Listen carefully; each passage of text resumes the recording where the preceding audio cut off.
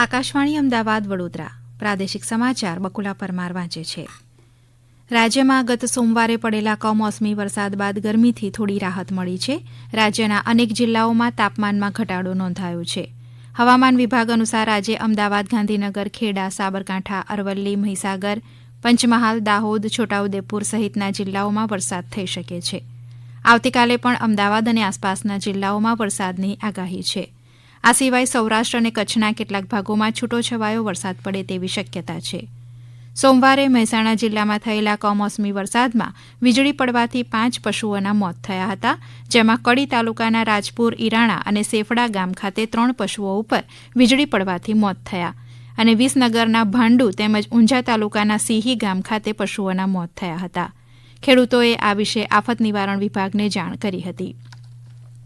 પંચમહાલ જિલ્લામાં સોમવારે થયેલા વરસાદના કારણે ખેડૂતો મુશ્કેલીમાં મુકાયા છે.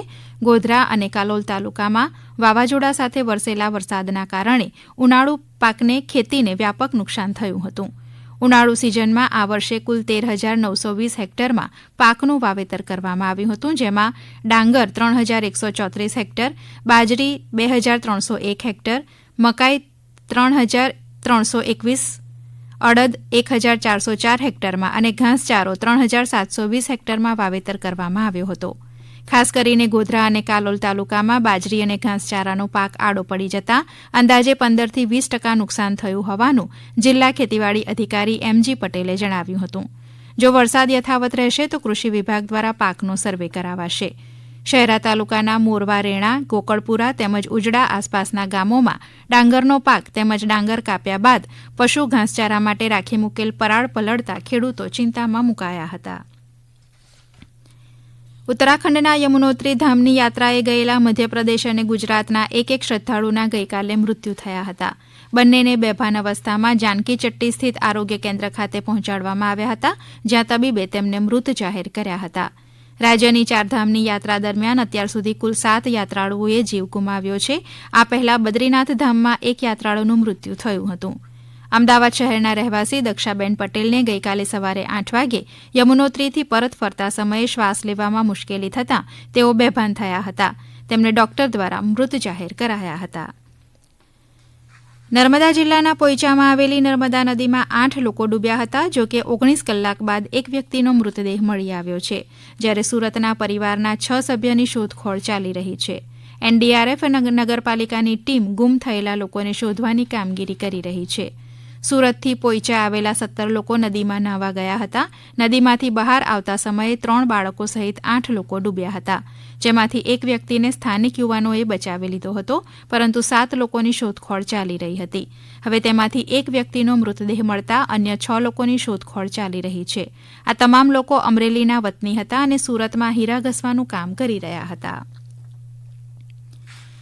તાપીમાં સોનગઢ તાલુકાના ગોલન ગામમાં નવનિર્મિત પાણીની ટાંકીનો કેટલોક ભાગ ધરાશાયી થતાં એક શ્રમિકે જીવ ગુમાવ્યો છે. ગામમાં પાણી પુરવઠા વિભાગ હસ્તક પૂર્વ સોનગઢ પેકેજ 3 યોજના અંતર્ગત 18 મીટર ઊંચી ટાંકીનું કામ ચાલી રહ્યું હતું. તે દરમિયાન અચાનક ટાંકીનો નીચેનો ભાગ ધરાશાયી થતાં એક શ્રમિકનું મૃત્યુ થયું હતું, જ્યારે અન્ય 3 ઇજાગ્રસ્ત શ્રમિકોને સુબીરની હોસ્પિટલમાં ખસેડવામાં આવ્યા હતા. રાજ્યની શાળાઓમાંથી આગામી 17મી મેથી ધોરણ 12 વિજ્ઞાન પ્રવાહ અને ગુજકેટ 2024 પરીક્ષાના પરિણામની માર્કશીટ, એસઆર અને પ્રમાણપત્રો મેળવી શકાશે. ગુજરાત બોર્ડ સિવાય અન્ય બોર્ડના ઉમેદવારોની ગુજકેટ 2024ની પરીક્ષાની માર્કશીટ ટપાલ મારફતે મોકલી આપવામાં આવશે. શિક્ષણ બોર્ડ દ્વારા વિજ્ઞાન પ્રવાહના વિદ્યાર્થીઓ માટે પરિણામ સુધારવા ખાસ આયોજન કરવામાં આવ્યું છે. ગુજરાત માધ્યમિક અને ઉચ્ચતર માધ્યમિક શિક્ષણ બોર્ડ દ્વારા માર્ચ 2024માં લેવાયેલ પરીક્ષા અને પૂરક પરીક્ષા બંનેમાંથી ઊંચા પરિણામની પસંદગી વિદ્યાર્થીઓ કરી શકશે. વિજ્ઞાન પ્રવાહના વિદ્યાર્થીઓ જે વિષયમાં નપાસ થયા હોય તેટલા વિષયની અથવા તમામ વિષયની લેખિત પરીક્ષા આપી શકશે. સાથે જ માર્ચ 2024ની પરીક્ષામાં ઉત્તીર્ણ થયેલા વિદ્યાર્થીઓ પણ જેટલા વિષયની પૂરક પરીક્ષા આપવી હોય તે આપી શકશે.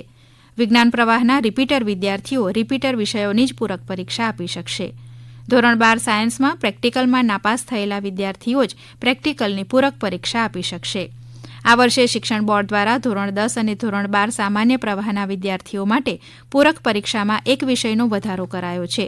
ધોરણ 10ના વિદ્યાર્થીઓ આ વર્ષે 3 વિષયની પૂરક પરીક્ષા આપી શકશે, જ્યારે ધોરણ 12 સામાન્ય પ્રવાહના વિદ્યાર્થીઓ 2 વિષયની પૂરક પરીક્ષા આપી શકશે. શિક્ષણ બોર્ડ દ્વારા આગામી જૂન માસના અંતમાં પૂરક પરીક્ષા યોજવાનું આયોજન કરાઈ રહ્યું છે.